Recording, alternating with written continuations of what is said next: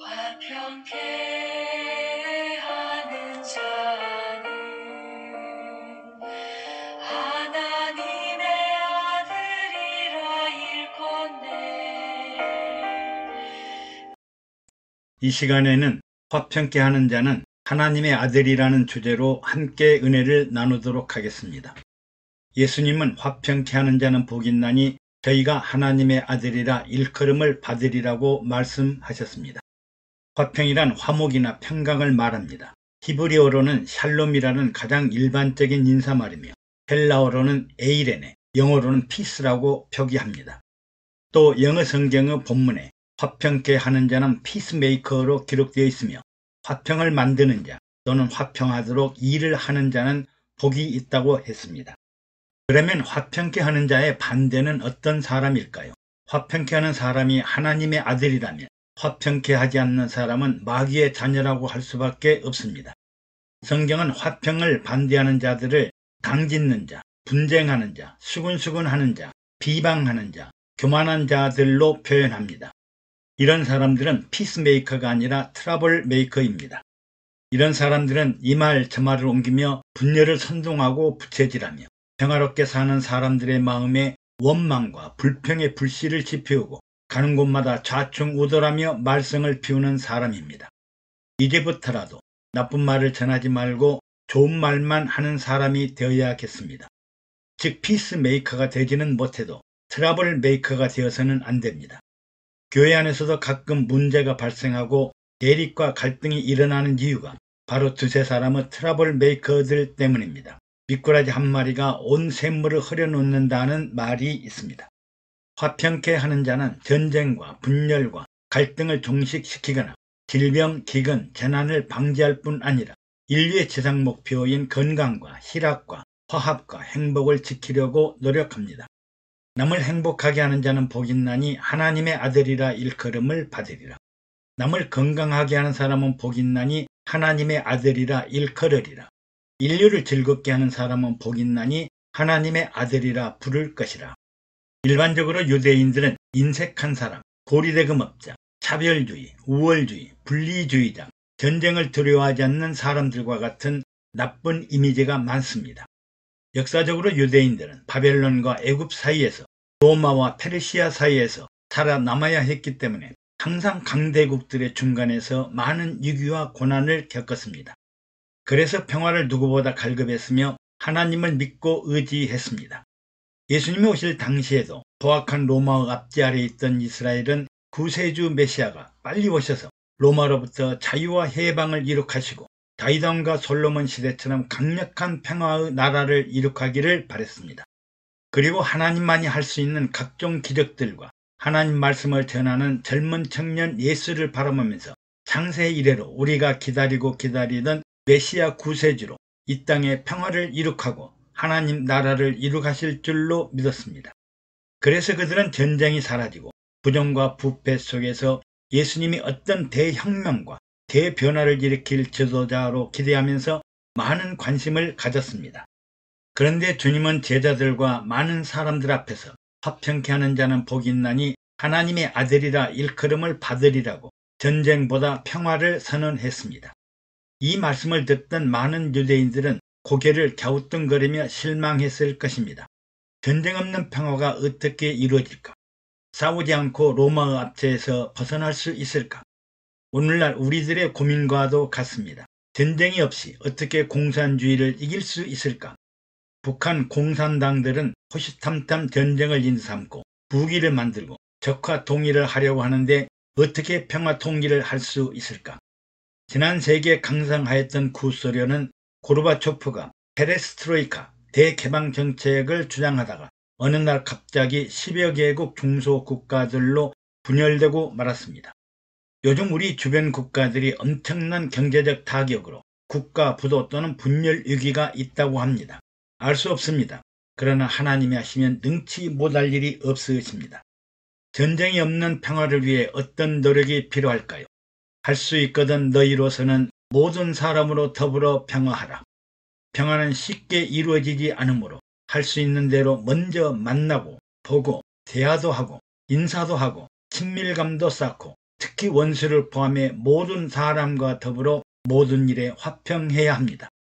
만나기도 싫고 보기도 싫고 생각만 해도 원수 같은 사람이 있으면 감정의 골만 깊어지고 엉뚱한 오해와 각종 비난과 비판으로 예측하기 어려운 전쟁과 같은 결과를 초래할 수 있습니다. 또 화평하기 위해서 자주 만나고 대화를 하고 친화력을 가지고 사랑하고 용서해야 하지만 곧바로 모든 사람들이 화평할 수 있는 것은 아니므로 위선과 외식과 거짓과 이장된 허위에 속지 말아야 합니다. 모두가 자아의식이 강하고 자기 주체사상이 강하고 합리적인 집단 인연과 의식들이 강하기 때문에 하나님의 전신갑주로 무장을 하고 마귀의 유혹이나 시험에 빠지지 않도록 해야 합니다. 오늘날 이스라엘과 팔레스타인의 끊임없는 전쟁, 이스라엘과 주변 아랍 국가들의 일촉즉발의 전쟁 위기도 지난 출애굽 시절부터 하나님의 법궤를 앞세우고 나가면 하나님이 싸우시고 승리를 보장하실 텐데 내세울 만한 하나님의 말씀이 있는 것도 아니고 또 서로 명분이 부족하여 치킨 게임을 하면서 죽기 아니면 살기로 싸우려고만 합니다. 언제 전쟁이 종식될지 아무도 알 수 없습니다. 또한 화평을 하려는 사람은 강력한 중재자가 필요합니다. 두 사람의 적대적 관계가 팽팽하게 대립한다면 화평은 이루어지지 않습니다. 화평케 하려면 하나님처럼 강력한 조종력과 중재력 및 절대력을 가져야 합니다. 화평을 만드는 사람이 되려면 강력한 중재자이신 하나님처럼 권능을 가져야 합니다. 가정법원에서는 판사들이 일시적인 감정 대립으로 시작된 부부간의 이혼을 막고 화평하게 하기 위하여 수용기간 및 화해 조정기간을 두고 강력한 조정과 중재를 하면서 판사의 판결에 복종해야 합니다. 또 교회에서도 상담자, 위로자, 조언자가 필요합니다. 대립적인 상충관계, 적대적인 관계를 해소하고 합력하여 선을 이루기 위해 조정과 중재와 상담이 필요합니다. 이때 다투는 사람들은 상담자, 중재자의 말에 귀를 기울여야 화해가 됩니다. 그리고 서로 자신들의 잘못을 시인하고 서로 용서를 해야 합니다. 그러나 오만하고 교만한 사람은 전혀 중재자의 말을 듣지 않으므로 전혀 화평을 이룰 수가 없습니다. 또 화평하기를 원하는 사람은 성령의 인도와 가르침을 따라야 합니다. 성령은 보혜사이며 상담자이며 안내자이며 인도자이며 교사이며 스승입니다. 화평케 하는 자는 성령의 음성에 귀를 기울이고 듣고 순종해야 하나님의 뜻과 목적과 계획을 분별하고 성령의 가르침과 인도하심을 따라 마땅히 가야 할 길과 해야 할 일을 분별하며 합력하여 선을 이루게 됩니다. 성령은 일방적이거나 독선적이지 않고 동행동거 교통교제하시는 소통자요 교통자이십니다. 만약 욕심이나 욕망이나 탐욕에 사로잡혀 자기 주장대로 자기의 생각대로 자기 판단대로 자기가 옳다고 주장하면 하나님이 없는 사람이요 화평케 하는 사람이 아닙니다. 성령 하나님은 우리에게 최고의 피스메이커, 사랑과 화평의 중재자이기 때문입니다. 전쟁이 없는 화평함을 이루려면 예수 그리스도의 십자가 사랑과 용서, 고난과 인내, 희생과 헌신, 죽음과 부활 승리의 믿음을 가져야 합니다. 손해볼 줄 알아야 더 큰 승리를 가져옵니다. 만약 화평케 하는 자가 자기 스스로 사랑과 용서의 십자가, 희생과 헌신의 십자가, 생명을 버리고 죽음까지도 각오하고 십자가를 메고 화평을 원하는 자는 애통하는 자여 진실한 사람입니다. 반대로 십자가를 남이나 상대방에게 지우려 하고 자신은 도피할 생각이 있다면 화평케 하는 자가 아닙니다. 십자가의 짐을 서로 분담하며 나누어지려는 사람, 함께 더불어 짐을 지고자 하는 사람은 화평케 하는 사람입니다.